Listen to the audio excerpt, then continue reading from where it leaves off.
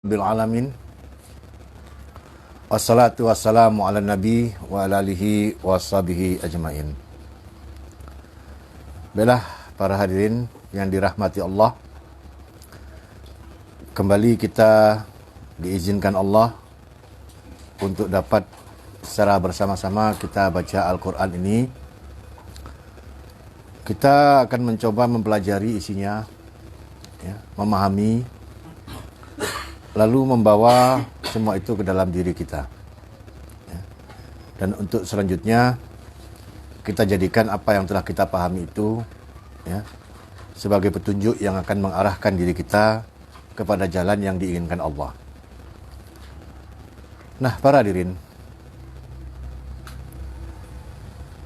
mampunya kita melakukan kajian-kajian yang langsung kepada Al-Quran ini, benar-benar kita rasakan ini adalah satu kemudahan. Kemudahan yang kita melihatnya ini adalah satu rahmat yang diberikan Allah kepada kita. Betapa sulitnya manusia ini untuk sampai kepada Al-Quran. Bermacam-macam halangan, bermacam-macam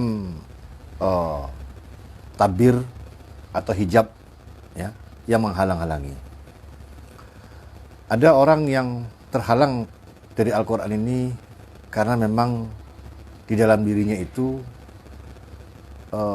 tidak ada keinginan untuk mau berpetunjuk. Tidak ada keinginan untuk mengetahui apa sebenarnya yang diturunkan Allah kepada dia. Ada pula orang yang terhalang dari Al-Quran ini mungkin karena kesalahan berpikir, karena menganggap untuk ke Al-Quran ini perlu banyak syarat, syarat-syarat yang mungkin dia buat-buat sendiri, Atau ada pula orang yang memang dia tidak pernah sampai kepada satu situasi, baik apakah di situ ada kumpulan orang yang mengaji Al-Quran, ataukah ada orang yang mengajarkannya, Nah, semua itu adalah hal-hal yang menjadikan seseorang itu tidak akan sampai kepada Al-Quran. Nah, kita beruntung, Allah menjadikan kita berbagai kemudahan, kemudahan di dalam melakukan kegiatan ini, kemudahan di dalam melewati berbagai macam hambatan-hambatan, baik itu di dalam diri kita, maupun di luar diri kita, sehingga sampailah kita kepada Al-Quran ini, mendengar ayat-ayat Allah itu, lalu meresapinya. Nah, para hadirin, pada tradisi yang selalu kita kerjakan setiap Jumat malam, yaitu membahas Al-Quran ini per surat. Kita pada kali yang terakhir telah sampai pada pembahasan surat Al-Isra, atau dengan nama lain surat ini adalah Bani Israel. Baik Isra maupun Israel itu adalah satu kalimat yang sama, satu kata yang sama. Sama-sama berarti diperjalankan di malam hari, Nah, Bani Israel itu sebutan untuk siapa? Yakub, Yakub itu anak daripada Nabi siapa? Nabi anak Ibrahim ini kan dua, Ismail sama Ishak, Ishak punya anak namanya Yakub. Yakub ini yang disebut dengan Israel. Nah, Israel ini, keturunan Israel disebut dengan Bani Israel. Kalau dimaksud dengan Isra diperjalankan di malam hari, berarti Bani Israel itu adalah satu kaum yang memang diperjalankan di malam hari untuk keluar dari Mesir itu, dipimpin oleh Musa itu, namun Isra juga berarti adalah perjalanan Rasul Muhammad dari Masjidil Haram ke Masjidil Aqsa. Jadi unik, kalimat yang sama, kata yang sama, punya makna yang beda. Tetapi dalam konteks yang sama membicarakannya itu.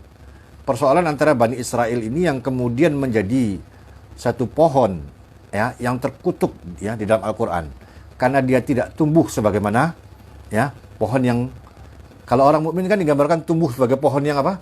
Yang berbuah lebat, yang berakar kuat, tapi Bani Israil ini tumbuh menjadi pohon yang dikutuki.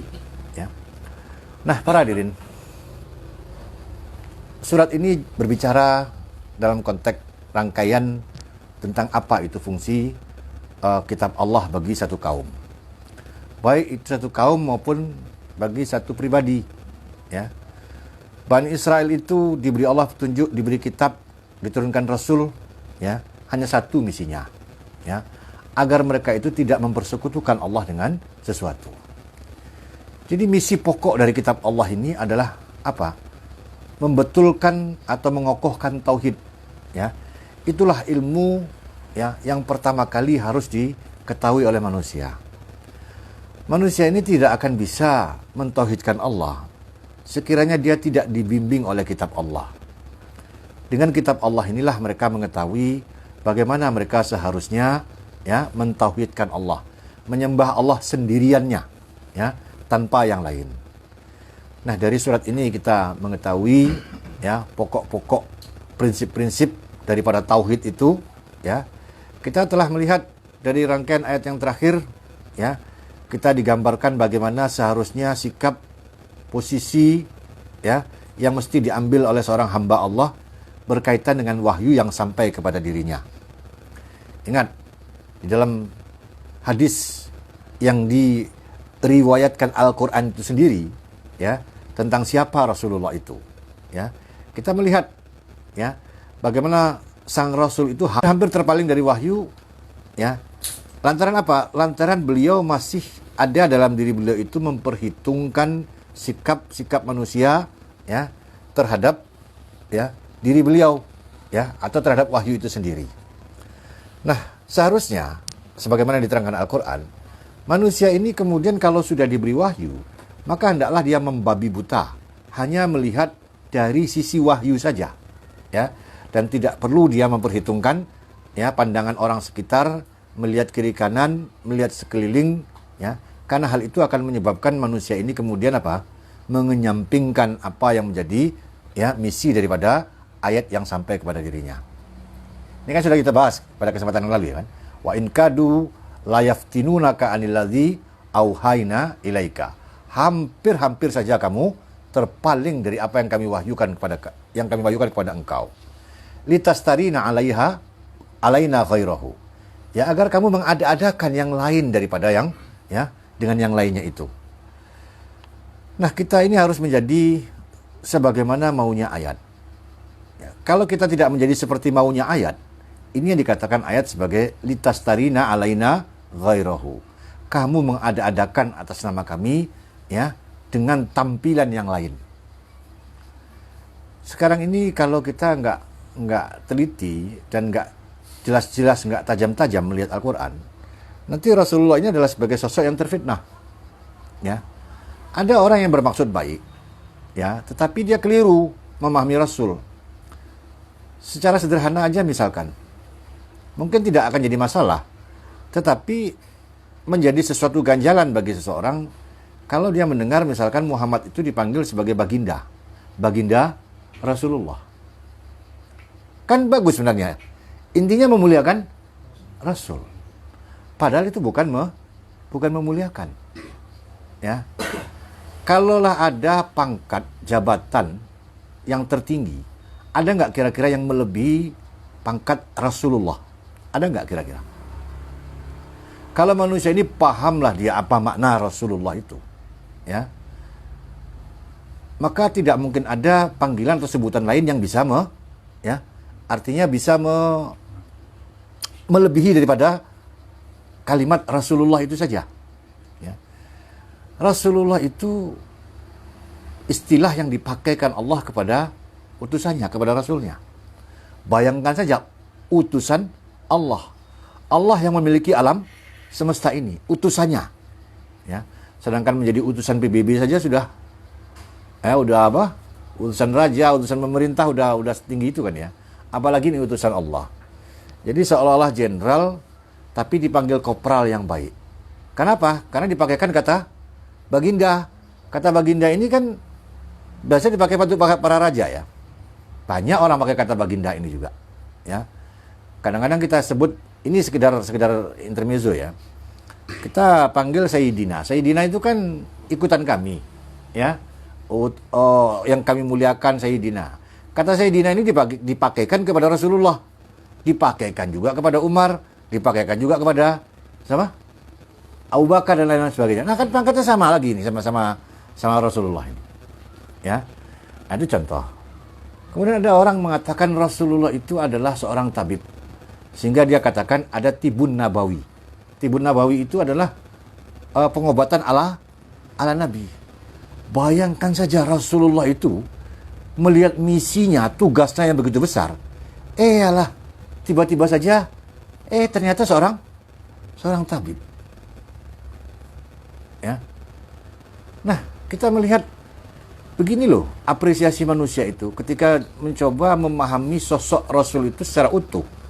Ketika mereka tidak mengenal Rasul itu sebagaimana yang dikenalkan Allah dalam Al-Quran, pada akhirnya sosok itu adalah sosok yang mengalami penyederhanaan, mengalami apa namanya itu, ya, mengalami distorsi ya, sehingga sosok Rasul itu hanya diikuti nanti pada sisi mengikuti sunnah itu sangat sederhana, makan 3 jari, ya, memanjangkan jenggot, celana cingkrang, batuknya jidat hitam dan lain sebagainya.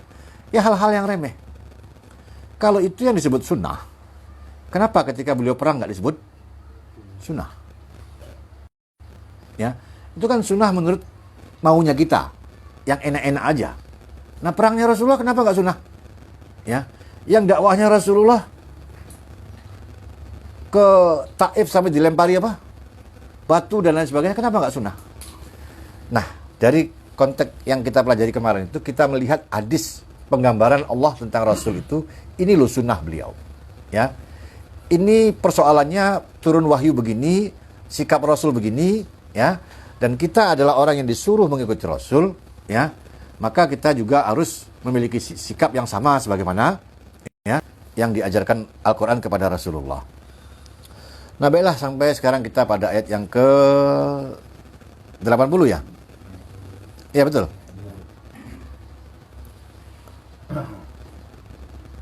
Sudah 80 ya. 82 sekarang. Wa nunazilu minal Qur'ani, dan nunazilu minal Qur'an. Ya, kami telah turunkan minal Qur'an, dari bacaan itu. Ya, Qur'an itu artinya bacaan. Telah kami turunkan dari bacaan itu. Ya, ma huwa shifaun. Apa yang dia shifaun, merupakan satu obat. Ya. Warahmatun, ya, dan menjadi rahmat lil mukminin, bagi orang-orang yang beriman. Wala yazidu, dan tidaklah akan menambah, ya, adh-dhalimin, bagi orang-orang yang zalim itu, illa khasyaran, kecuali hanyalah kerugian semata. Nah, para hadirin, ini dasar dari ayat yang seringkali kemudian menjadi dasar adanya tibun nabawi, ya, pengobatan ala Nabi. Ada pula yang menjadikan dasar ini menjadi metode pengobatan yang disebut dengan ruqyah, ya. Padahal kalau kita baca betul hadis, kita pelajari hadis itu, ya, dalam sejarahnya ataupun dari perkataan-perkataan yang disampaikan Nabi di dalam hadis, ternyata nggak pernah ruqyah itu dilakukan oleh Nabi ataupun oleh para sahabat, sebagaimana ruqyah yang dilakukan orang-orang sekarang, ya, dibaca ayat tertentu lalu dibacakan begitu, ya. Ini saya tidak menyalahkan orang yang melakukan ruqyah, tapi untuk meluruskan dari pandangan Al-Quran, ini perlu diperjelas. Nah, kami telah turunkan daripada Al-Quran itu, dari bacaan itu, ma huwa shifaun, apa yang dia merupakan obat. Nah, kata sifa itu berarti obat, ya, betul-betul obat. Ya kayak obat lah, obat yang betul-betul obat. Ya. Tetapi Al-Quran itu tidak menjelaskan obatnya untuk apa, ayat yang mana, untuk penyakit apa, bagaimana cara menggunakannya. Dan Rasulullah juga tidak pernah mengajarkan sahabat itu baca ayat ini untuk mengobati penyakit ini, ya, juga nggak pernah ada. Ya. Nah, kalau ada sahabat, ya, sekelompok orang yang waktu itu minta bantuan pada satu kaum kelaparan, nggak dikasih makan. Ternyata ketua suku itu digigit kalajengking, ya. Lalu dia teringat, di sini saya obati, ya, mungkin dengan kemantapan diri dibacakannya Al-Fatihah. Lalu apa? Sembuh, ya. Setelah sembuh akhirnya dihadiahi beberapa ekor kambing, ya. Setelah itu mereka pulang ketemu Rasulullah, dia cerita pada Rasulullah, wahai Rasulullah, ini peristiwa begini-begini. Nah, Rasulullah tertawa saja, tertawa kecil, ya, untuk menunjukkan bahwasanya beliau tidak menyalahkan hal seperti itu. Tetapi itu bukan dasar yang menjelaskan ayat itu bisa dijadikan sebagai obat. Itu hanya fenomena daripada bagaimana sebagian sahabat memahami atau mencoba mencari cara, ya, barangkali ayat ini bisa menyembuhkan. Kalau memang bisa menyembuhkan dengan cara seperti itu, tentu Rasul ini yang paling dahulu untuk melakukan hal itu, ya. Lalu sifat ini apa? Sifat ini obat, ya. Obat untuk apa? Tidak dijelaskan. Karena konteks masalah penekanan pesan ayat itu bukan dalam sisi praktis pengobatan, ya, tetapi untuk menjelaskan kepada kita bahwasanya seperti itulah karakter Al-Quran itu. Dia bagaikan obat yang diberikan kepada orang yang sakit. Bagaimana obat itu bekerja dalam diri manusia yang sakit? Seperti itu. Dia memperbaiki mana yang meradang dalam diri manusia itu, mana yang keliru, mana yang salah, ya, membetulkannya lagi, ya, sampai menjadikan orang yang sampai kepada dia Al-Quran itu menjadi sembuh. Ya. Kan banyak kita mendengar keterangan sekarang manusia sedang sakit semuanya nih. Maksudnya apa? Kan banyak perumpamaan seperti itu, ya. Kemanusiaan ini sedang sakit. Ya. Artinya manusia ini mengalami apa ibaratnya itu? Ya, kemunduran dari sisi moralitas, pemikiran, ya, etika dan lain sebagainya, nilai-nilai dan sebagainya. Nah, ada kerusakan kemanusiaan yang lagi sakit, ya. Nah, Al-Quran, ia adalah obat, ya, obat untuk menyembuhkan manusia yang sakit. Ingat, manusia ini tidak saja sakit secara fisik maupun kejiwaan, ya, tetapi manusia ini juga sakit di dalam masalah apa yang disebut dengan kemanusiaan itu sendiri, ya. Kalau kemanusiaan yang sakit ini seperti dunia sekarang ini, ya. Bagaimana segala sesuatu seperti orang meninggikan HAM, ya. Kelompok negara barat itu kan sangat concern masalah apa? Masalah penegakan hak asasi manusia. Pada satu sisi, tapi pada sisi yang lain, ya, seperti kebiadaban Israel itu mereka biarkan saja. Ini kan sakit namanya ini, ya. Nah, jadi para hadirin, inilah Al-Quran itu. Dia adalah obat, ya. Kita jangan menganggap diri kita sehat. Manusia itu ketika tidak berfungsi sebagai manusia, maka dia sakit, ya. Sama kita sakit, kalau sakit misalkan salah satu organ kita sakit, dia nggak berfungsi, maka kita nggak normal di dalam dalam melaksanakan aktivitas. Nah, jika seluruh perangkat yang diberi Allah ini ada, lalu dia tidak berfungsi, ya, otak yang ada nggak dipakai, hati nggak dipakai, mata nggak dipakai, kan sakit dia jadinya. Nah, kedatangan Al-Quran ini adalah untuk menyembuhkan, ya, kemanusiaan yang sakit itu, ya. Kemudian Allah mengatakan wa nunazzilu minal Qur'an ma huwa sifaun wa rahmatun lil mu'minin. Nah, orang mukmin merasakan betul, ya, betapa bermanfaatnya, betapa berfaedahnya Al-Quran ini bagi dirinya. Dia merasakan rahmat itu, ya, rahmat yang diturunkan Allah bagi dirinya pribadi. Ya. Orang yang tidak merasakan kebaikan yang diberikan Al-Quran pada dirinya, celaka dia. Ya. Dia sudah datang mengaji, belajar Al-Quran, tapi tidak mendapatkan kebaikan dari Al-Quran ini. Kenapa? Karena ini adalah rahmat. Ya. Rahmat itu segala yang berujung kepada kebaikan, ya. Segala yang berujung kepada kemanfaatan, kefaedahan, ya. Nah, Kalau kita tidak mengambil manfaat atau tidak mendapat manfaat dari Al-Quran ini, ya betapa ruginya kita. Ya, karena orang mukmin merasakan faedah ini. Ya. Kalau tadi dia merasakan hidup itu gonjang-ganjing, ya. Kalau tadi itu dalam jiwanya itu resah, tidak tenang, tidak jelas dalam hidup ini sebenarnya yang dicarinya apa. Nggak mampu menentukan posisi, sebenarnya hidup saya ini sudah benar apa enggak? Sudah tepat apa enggak? Ya. Nah, kehidupan seperti ini meresahkan jiwa. Maka ketika dia datang dari Al-Quran, dia memperoleh penjelasan-penjelasan dari Al-Quran. Setelah itu apa? Dia merasakan manfaatnya. Dia mulai melihat di mana letak kekeliruannya, di mana letak kesalahannya. Lalu ya, dia melakukan perubahan-perubahan, memperbaiki apa yang keliru itu. Nah, ini merasakan apa? Faedahnya. Mungkin tadinya dia seorang suami yang kasar kepada istrinya misalkan. Yang kasar, yang pelit, yang apa lagi? Kikir, egois dan sebagainya. Tetapi setelah ketemu dengan Al-Quran, apa yang terasa? Tiba-tiba ada yang berubah dalam dirinya. Ya, mulailah terjadi perbaikan-perbaikan di dalam diri. Kepada istri, kepada anak-anak, kepada orang tua, ya, kepada saudara, tetangga dan lain sebagainya. Nah, mulai terjadi hal seperti ini. Ini dia yang dimaksud dengan rahmat.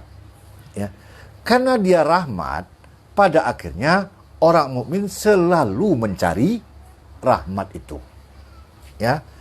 Dia butuh penjelasan atas hal-hal yang dia butuhkan untuk meroleh petunjuk dari Allah. Nah, kemudian apa yang terjadi? Ya, wala yazidu al-zalimina ila khasara. Namun tidak akan menambahkan apa-apa bagi orang-orang yang zalim itu kecuali kerugian. Ya. Nah, kita sudah tahu kan zalim itu apa artinya? Orang yang mempersekutukan Allah. Ya. Orang kalau sudah mempersekutukan Allah, dia akan zalim pada seluruh bagiannya yang lain. Zalim itu kan merampas hak yang bukan haknya. Ya. Baik dengan cara halus maupun cara kasar.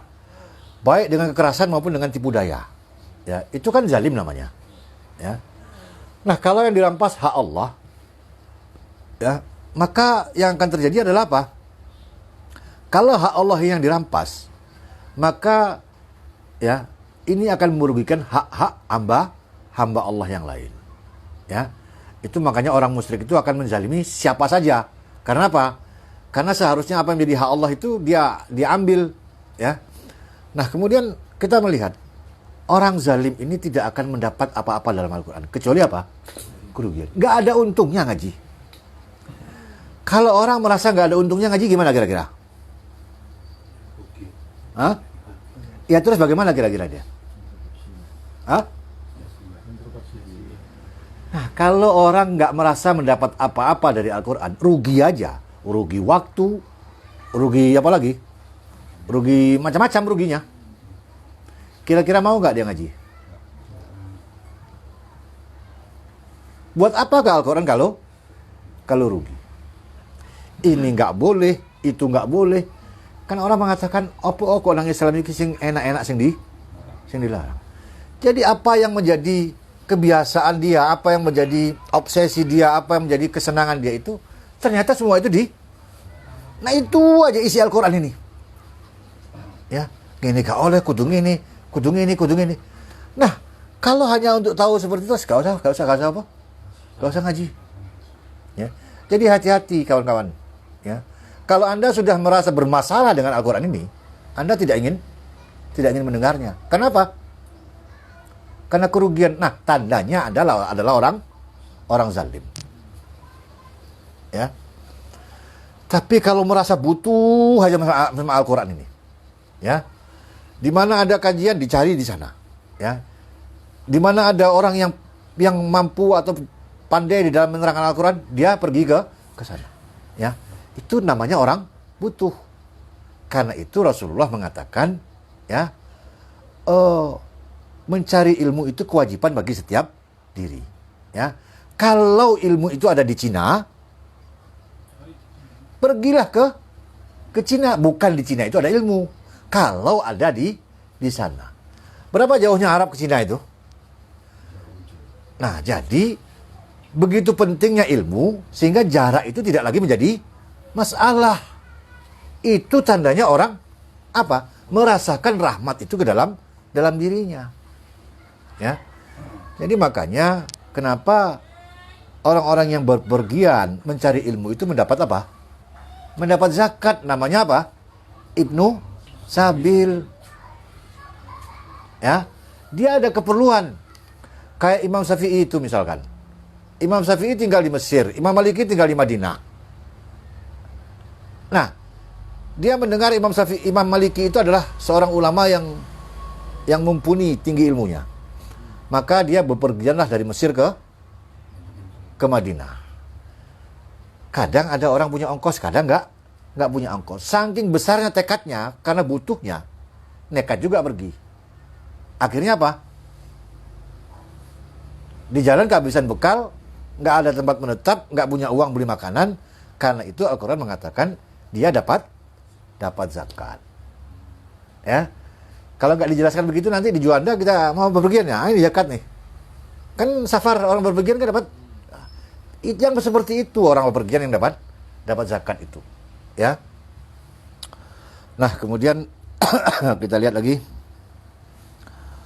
Wa idza an'amna, dan jika an'amna itu kami nikmatkan, kami beri nikmat alal insan, atas manusia itu, a'rada, dia berpaling, bina'a bijanibihi, ya, berpaling dengan apa? Artinya dengan sombongnya, dengan memalingkan lambungnya itu ya.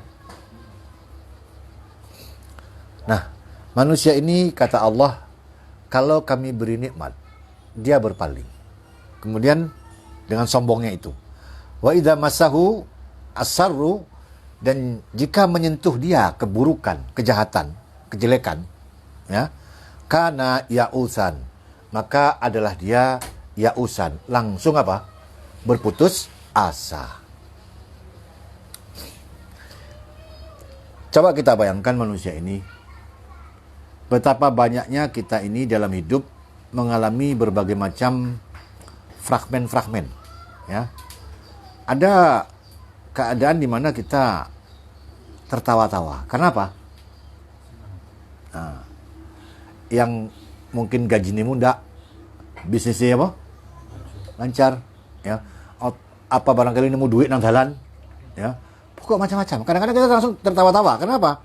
Ya, karena mendapat nikmat.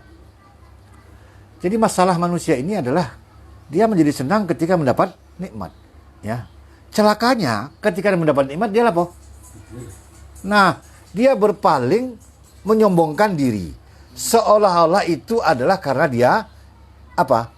Dia pintar, dia hebat, ya. Pokoknya semua itu kembali kepada dirinya. Ini tipe manusia yang mereka tidak pernah punya hubungan dengan Allah. Dia tidak pernah mengingati Allah. Padahal apapun yang datang itu asalnya dari siapa? Dari Allah. Pernahkah manusia ini merasakan itu? Ya. Kadang kita seringkali memahami berbagai nikmat itu, seringkali lupa kalau yang memberi nikmat itu adalah Allah. Karena lupa kalau yang memberi nikmat itu asalnya dari Allah, akibatnya manusia itu berpaling dari Al-Quran. Ya. Orang-orang yang ngaji ini kadang-kadang begitu.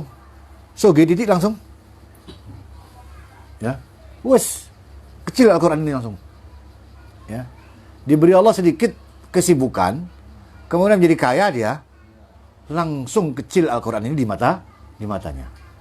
Ya. Dia langsung merasa dirinya hebat, ya, dirinya mampu untuk mencari rezeki yang banyak, ya. Semuanya itu kembali kepada, ya, seolah kembali kepada dirinya. Dia lupa bahwasanya itu diberi nikmat oleh Allah. Karena begini pola pandangnya, maka kalau dia disentuh kesulitan gimana? Putus asa. Karena apa? Karena dia tidak pernah merasakan perbuatan Allah itu kepada dirinya.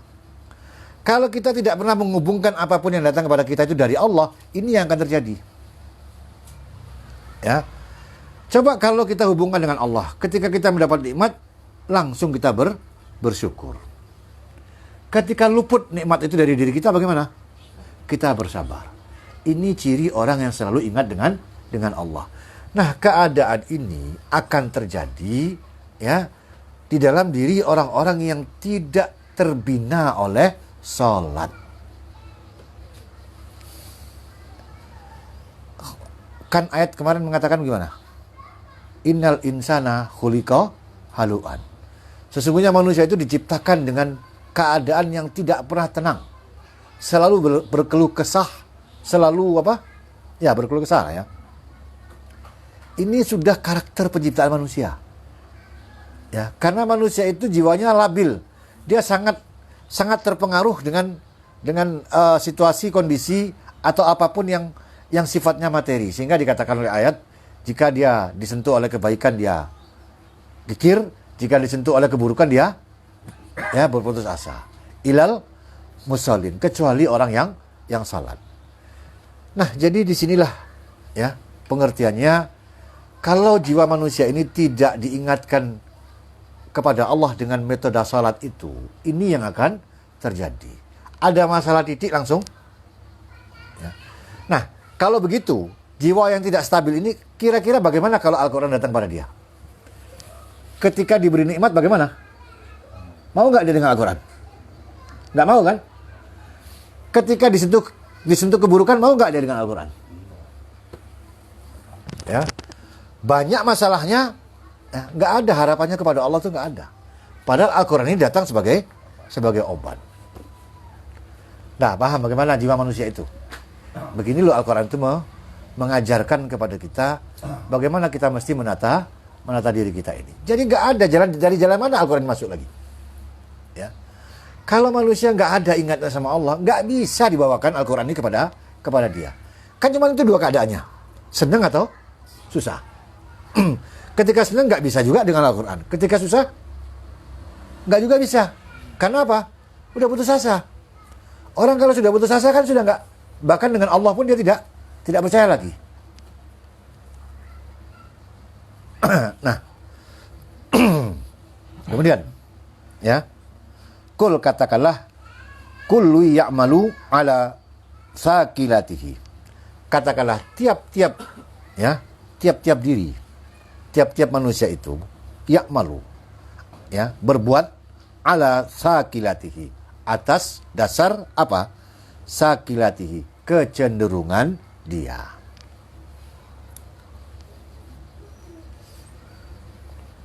Nah, secara mendasarnya, kira-kira kecenderungan kita apa? Hah?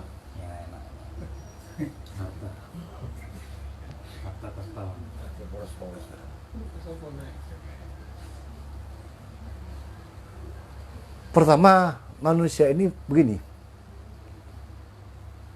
Kalau orang itu cenderung ke dunia atau cenderung ke akhirat, Al-Quran ini bisa dia pakai kedua-duanya. Orang bisa menggunakan Al-Quran ini untuk kecenderungan ke dunianya. Bisa nggak dengan Al-Quran ini kita cari uang? Bisa. Ya. Jadi ustadz cari uang bisa. Jadi ulama bisa. Ya. Pokoknya manusia ini dasar kecenderungannya kemana? Nah, kesanalah dia berbuat. Ya. Nah, kemudian kecenderungan daripada karakter diri kita ini. Ya. Al-Quran ini datang bukan untuk menghapus karakter-karakter yang menjadi spesifik ya manusia ya. Ada orang yang karakternya itu temperamental misalkan. Ya. Ada yang orang itu yang introvert, ada yang pokoknya macam-macam. Ya. Umar ketika dia musyrik itu seorang pemarah. Ya. Ketika dia beriman, dia juga pemarah. Ya. Jadi Al-Quran itu datang tidak mengubah itu. Maka dengan temperamental orang yang yang pemarah tadi, dia beriman. Ya. ketika dia musyrik itu, dia tantangin siapa aja yang berani sama dia. Nggak ada orang berani sama Umar itu. Ketika dia beriman, nggak berubah pemarahnya itu. Hanya yang berubah apa? Ya. Nah, yang berubah itu nilai-nilai yang ada dalam dirinya. Kalau sebelumnya dia marah kepada orang yang nggak mau diajak ngombe misalkan, ya, gak gaul, gak begini, ya. Ketika sudah beriman, dia marah kepada siapa saja yang sengaja melanggar syariat, ya. Makanya Umar itu saking temperamentalnya, kadang-kadang dia melakukan perbuatan-perbuatan yang salah, yang dosa. Contohnya, ketika dia melihat ada orang makan dengan tangan kiri, ya, sama Umar dicabuknya orang dari atas apa? Dari atas kuda. Ketika orang itu mengatakan, kenapa engkau cambuk aku? Engkau makan dengan tangan kiri, katanya. Lalu orang itu menunjukkan, ini tangan kananku. Putus ketika perang, apa? Perang, salah satu peperangan lah. Akhirnya Umar minta maaf kan, sambil menciumi tangan itu kan. Nah, kadang-kadang ada kesalahan-kesalahan kecil yang dilakukan. Tetapi ternyata Al-Quran itu nggak mengubah sifat-sifat yang ada dalam diri manusia ini. Yang berubah itu tata nilainya, ya. Jadi kecenderungan-kecenderungan manusia yang sifatnya memang merupakan pembawaan dasar itu tidak berubah. Makanya kalau seseorang itu pemarah, maka dia juga dengan pemarahnya itu dia beriman, ya. Ada orang yang saklek kan begitu ya, AA, BB sejak dulu itu. Ketika dia beriman, ya tetap seperti itu, ya. Jadi tidak ada perubahan, tidak yang dulunya itu ketawa-ketawa, setelah ngaji moro-moro apa? Cemberut aja kan. Gak tahu guyu, gak tahu enggak begitu, tidak. Ya. Jadi biarlah manusia ini dengan keaslian diri, ya. Dengan keaslian diri itu. Jadi jangan murid itu menjadi seperti gurunya, ya. Mentang-mentang gurunya pendiam, muridnya pendiam semua, ya. Enggak begitu. Manusia ini akan tampil dengan keaslian dirinya begitu, ya. Jadi yang berubah itu memang betul-betul adalah cara berpikir kita, akidah kita, nilai-nilai kita itu yang berubah, ya. Nah, katakanlah setiap diri itu akan beramal atas dasar sakilatihi, pembawaan dirinya, ya, kecenderungan dia. Farabbuhu, maka farabbukum, ya, maka Rabb kamu a'lamu, lebih tahu biman huwa ahda sabilan, dengan siapa yang berpetunjuk dari yang lebih berpetunjuk lagi pada jalannya itu. Jadi kita tidak bisa menyalahkan orang yang pendiam, ya. Kon kok mendengai sih, wong-wong iku sing liyane apa jenenge, dakwah rene-rene aku meneng ae, ya. Mungkin dia dengan menengnya itu punya cara lain untuk berdakwah, beramal, ya. Jadi setiap diri itu sudah tahu, ya, apa yang menjadi kewajiban dirinya. Maka biarlah dia dengan pembawaannya, dengan sifatnya itu dia beramal. Hal ini penilaiannya dikembalikan kepada siapa? Kepada Allah, Rabbmu yang lebih tahu, ya. Jadi jangan kamu ubah watak manusia itu, ya. Jangan kamu rubah karakternya, enggak. Jangan dirubah, ya. Karena Al-Quran datang bukan untuk merubah, ya, pembawaan karakter, sifat dan lain sebagainya itu. Yang dirubah kan yang buruk-buruk, ya. Yang pendendam, pendengki, apalagi itu, ya. Hal-hal yang akan baik dengan sendirinya jika akidahnya, ya, betul, ya. Lalu ayat mengatakan lagi, wa yas'alunaka, dan bertanya kepada engkau mereka itu, anir ruh, ya. Nggak main-main yang ditanyakan adalah mengenai ruh, ya.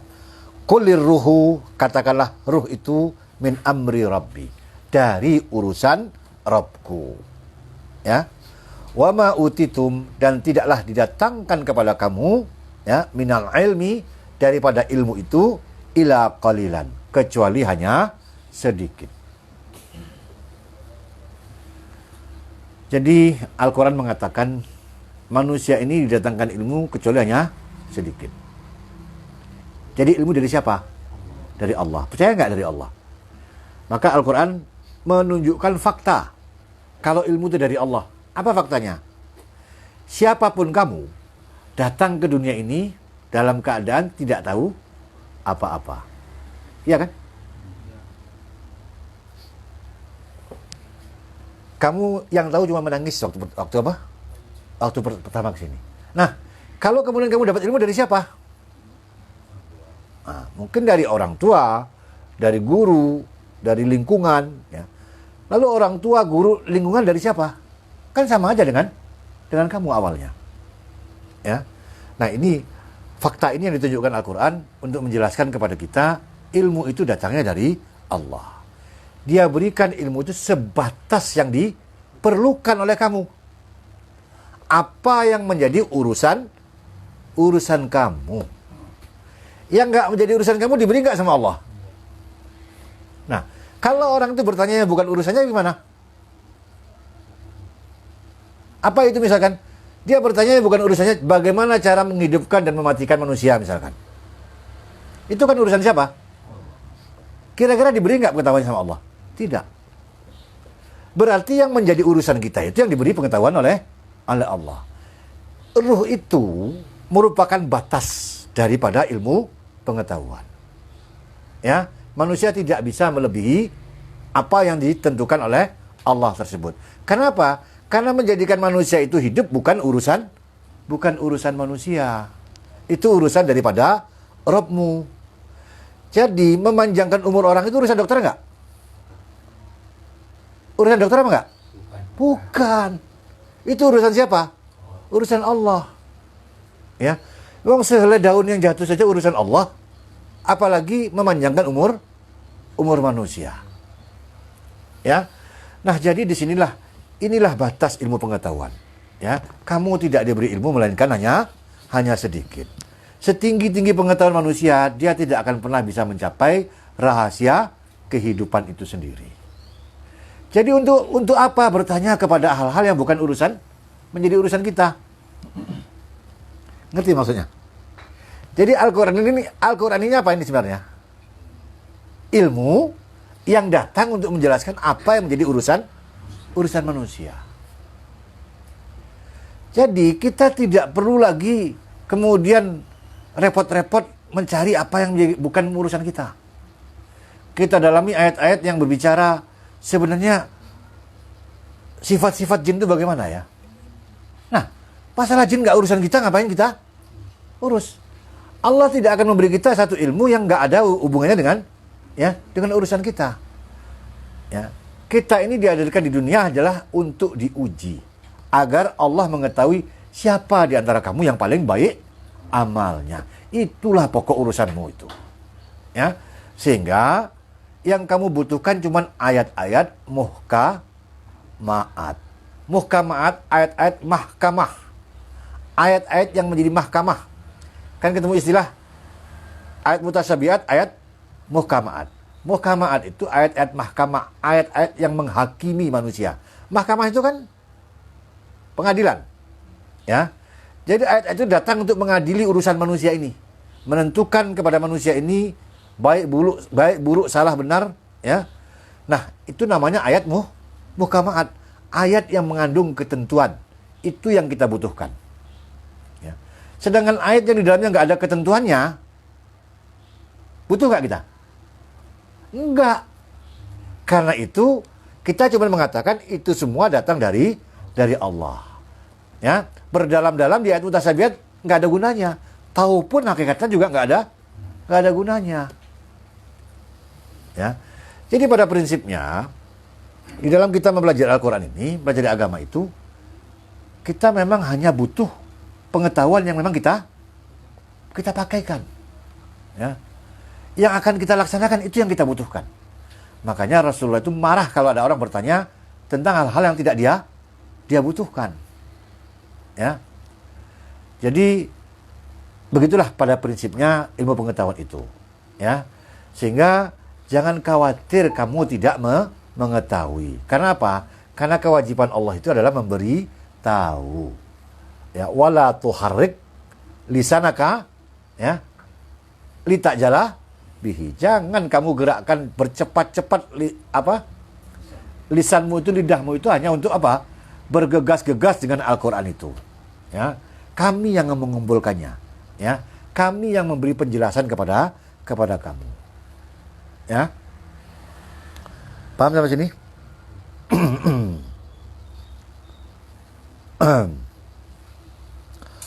Wala in sitna, dan sungguh jika sitna, kami kehendaki, ya, la nazhabanna, benar-benar kami lenyapkan, billazi, dengan apa yang auhayna ilaika, yang telah kami wahyukan kepada engkau, ya.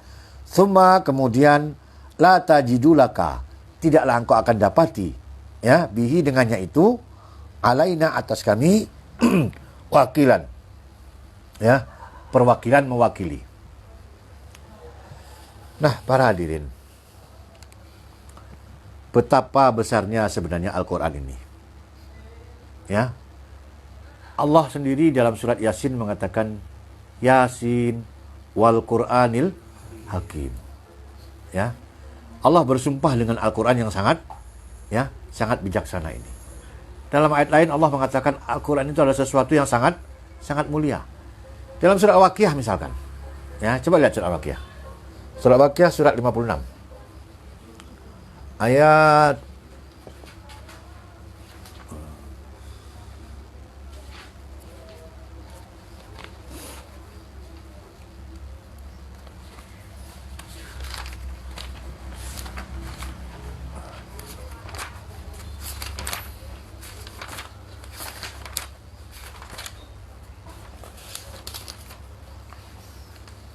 yang menyentuh itu.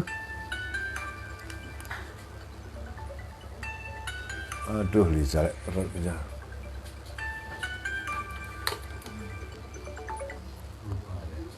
Iya. Halo, Liza. Aduh, lupa Liza, nggak ngajak Liza.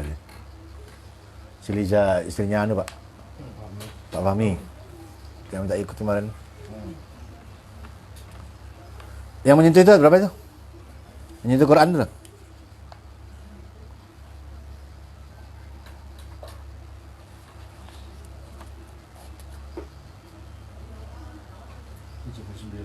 Tujuh puluh 79. Kita baca dulu dari ayat 75.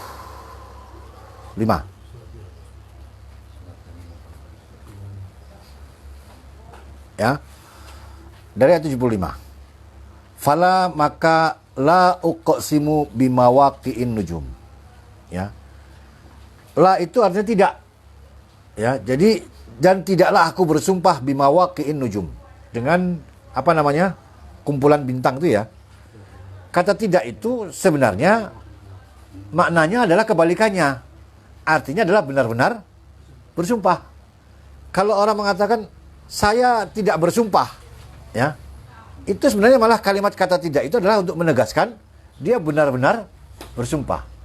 Jadi misalkan la uqsimu biyaumil qiyamah, tidaklah aku bersumpah pada hari kiamat. Maksudnya sungguh benar-benar aku bersumpah dengan hari kiamat. Ya. Nah, ini juga begitu. Fala uqsimu bimawaqi'in nujum, maka tidaklah aku bersumpah dengan mawaqi'in nujum. Ya. Wa innahu laqasamu law ta'lamuna azim. Sungguh ini kalau kamu tahu ini adalah betul-betul, ya, sumpah yang sangat besar. Allah bersumpah dengan kumpulan bintang itu, ya. Lalu Allah bersumpah bahwa sumpah ini bukan main-main. Ya, sumpah yang sangat besar sekali. Apa itu? Innahu la Qur'anun karim. Bahwasanya sesungguhnya ia adalah apa? Bacaan yang sangat mulia. Ya. Ia adalah bacaan yang sangat mulia. Allah sendiri yang menurunkan Al-Quran itu bersumpah Al-Quran itu adalah sangat mulia.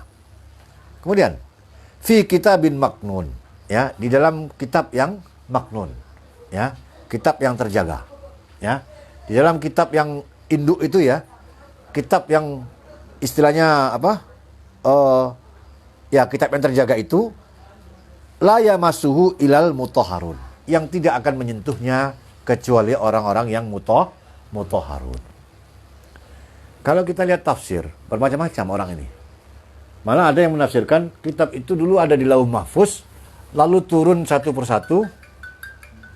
Aduh. Halo, Za? Iya, ikutlah, Za. Oh, di ampun, lu bisa anunya tuh. Atau Za, beko cari aja dia di Instagram. Beko agak tahu Instagram. Ada rekamannya. Alay. Iya, Za.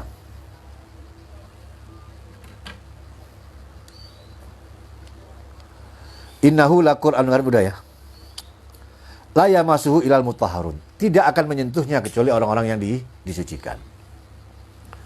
Ini dasar ayat yang dipakai oleh Imam Syafi'i yang beliau itu mengharuskan orang yang menyentuh Al-Quran, muzab ini, untuk bersuci, berwudu. Dasarnya ini. Ya. Lalu ada sahabat yang mengatakan bahwasanya yang dimaksud menyentuh itu adalah terjaganya Al-Quran itu lalu tidak disentuh oleh jin. Ya. Sebenarnya pendekatan ini agak lebih dekat dengan apa yang kita pahami ya. Bahwasanya untuk menjelaskan ini, memang kalau Allah nggak mensucikan seseorang, dia tidak akan menyentuh Al-Quran. Orang zalim nggak akan menyentuh Al-Quran. Jadi kalau ada orang tiba-tiba dia berpikir, bagaimana ya menurut Al-Quran? Butuh dia dengan Al-Quran itu, butuh pengarahannya, butuh petunjuknya. Nah ini dia. Ini bentuk orang yang disucikan oleh Allah. Jadi pertama disucikan dari kesyirikan. Ini pokok pangkal masalahnya pertama itu adalah ya kesyirikan tadi itu. Kalau manusia ini bersih dari kesyirikan, maka Al-Quran ini akan menjadi terang benderang di dalam dirinya. Ya. Nah, lalu Allah mengatakan, ya, tanzilu mir rabbil alamin. Ia adalah sesuatu yang langsung diturunkan oleh Rabb yang mengatur seluruh alam ini. Jadi dia bahagian dari pengaturan alam ini. Ya. Jadi Al-Quran itu adalah sekelompok masalah ya yang merupakan bahagian dari kelompok besar masalah yang ada di alam. Jadi di alam ini ada satu aturan, maka Al-Quran ini adalah sebahagian aturan yang khusus untuk manusia saja. Dia menjadi bahagian dari pengaturan alam semesta itu. Karena itu manusia itu harus selangkah dengan alam. Agar apa?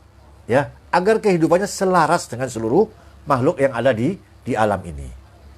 Itulah sebabnya Al-Quran mengatur yang seperti itu. Ya, kalau makhluk lain sudah nggak perlu. Kenapa? Karena mereka sudah otomatis patuh. Kecuali manusia yang punya pilihan. Ya. Kemudian, afa bihadzal hadisi antum mudhinun. Ya. Maka apakah dengan hadis ini? Ya, ingat kata-kata hadis. Ya, berita ini, ya, antum mudhinun, kamu menghinakan. Ya, kamu merendahkan, menghinakan. Wa taj'aluna rizqakum annakum tukadzibun. Dan kamu jadikan rezeki kamu ini, ya, annakum tukadzibun. Kamu remehkan rezeki ini, ya. Annakum tukadzibun, ya. Sesungguhnya kamu adalah seorang yang pendusta. Nah, para hadirin. Kita kembali ke surat apa aja itu? Al-Isra. Ya. Kita melihat ayat tadi itu. Allah mengatakan, ya. Allah bersumpah tentang kemuliaan Al-Quran ini. Tidak sembarangan orang bisa ke Al-Quran ini. Kecuali orang-orang yang sudah aku sucikan. Baru dia bisa ke Al-Quran ini. Nah, kemudian Allah mengatakan, ya, Al-Quran ini, ya, kamu remehkan. Padahal dia rezeki yang paling besar yang diberikan Allah kepada kamu. Karena itu, siapapun juga yang sudah sampai Al-Quran kepadanya, hendaknya dia tinggikan Al-Quran ini di atas, ya, apapun juga. Sehingga ketika kita bulan puasa itu, tujuan kita puasa itu apa?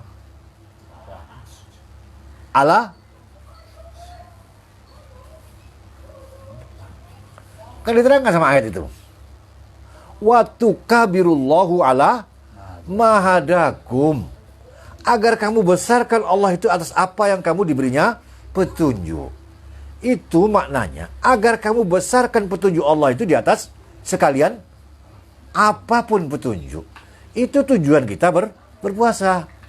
Sama dengan tujuan kita berkorban. Juga begitu inti ayatnya. Ya. Apa? Ya. Ala tukabirullah. Agar kamu besarkan Allah itu alama hadakum.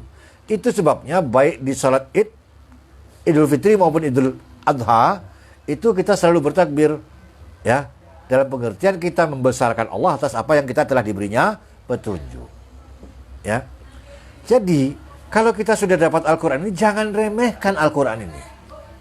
Apalagi kemudian kita kesampingkan wahyu itu yang telah kita ketahui, malah kita pakai, ya, pengetahuan yang lain yang bukan dari Allah. Ya, kalau itu sampai terjadi sama kita, ingat apa kata Allah dalam ayat tadi itu. Ayat berapa tadi itu? 8?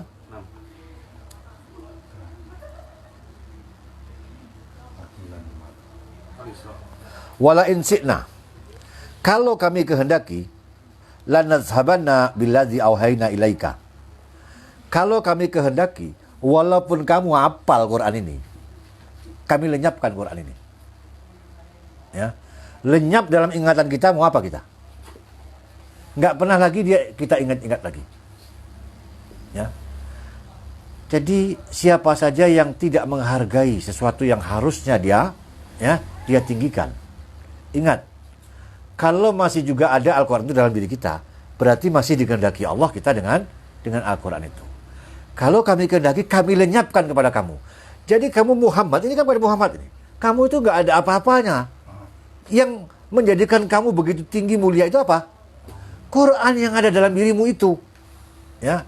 Kalau kami lenyapkan Al-Quran itu dari diri kamu, kamu jadi apa? Tidak ada apa-apanya. Jadi dengan demikian para hadirin, Al-Quran itu apapun yang bersentuhan dengan Al-Quran menjadi mulia. Bulan ketika turunnya Al-Quran jadi bulan yang mulia. Ya, siapa yang membawanya adalah manusia yang paling mulia. Nah, dengan kemuliaan itu sampai segala sesuatu pokoknya yang berkaitan dengan Quran itu pasti menjadi mulia. Ya. Nah, kemuliaan diri kamu itu ya adalah dikarenakan Al-Quran yang datang kepada kamu. Kalau kami kehendaki, kami lenyapkan dia. Nah, kalau kami lenyapkan, kamu mau minta tolong pada siapa? Ya. Jadi, di dalam hal ini, Allah menjelaskan, penjelasan Al-Quran itu datang langsung dari Allah. Allah yang menjelaskan, ayo bacalah Al-Quran ini. Ya, kalau betul-betul nggak mengerti, nggak akan mengerti. Ya. Jadi di sini Allah menjelaskan, kemampuan kita memahami Al-Quran itu datang dari Allah itu sendiri. Dialah yang mengajar. Dialah yang memberitahukan kepada kita apa sebenarnya ya makna, apa sebenarnya maksud dan apa misi dari setiap ayat yang kita baca itu. Maka hendaklah kita bersungguh-sungguh meninggikannya dan betul-betul menjadikannya sebagai pedoman di dalam kehidupan kita. Ya. Kemudian ayat mengatakan, boleh saja. Baiklah kalau begitu. Karena sudah 1 jam. InsyaAllah pada kesempatan yang akan datang kita lanjutkan lagi. Demikianlah apa yang kita bahas dari ayat-ayat Allah itu. Ya, mudah-mudahan apa yang kita baca itu ya melekat hendaknya ke dalam diri kita, ya, membawa perubahan dalam diri kita, ya, dan selanjutnya betul-betul menjadi pedoman yang mempedomani kehidupan kita. Wabillahi taufik wal hidayah. Assalamualaikum warahmatullahi wabarakatuh.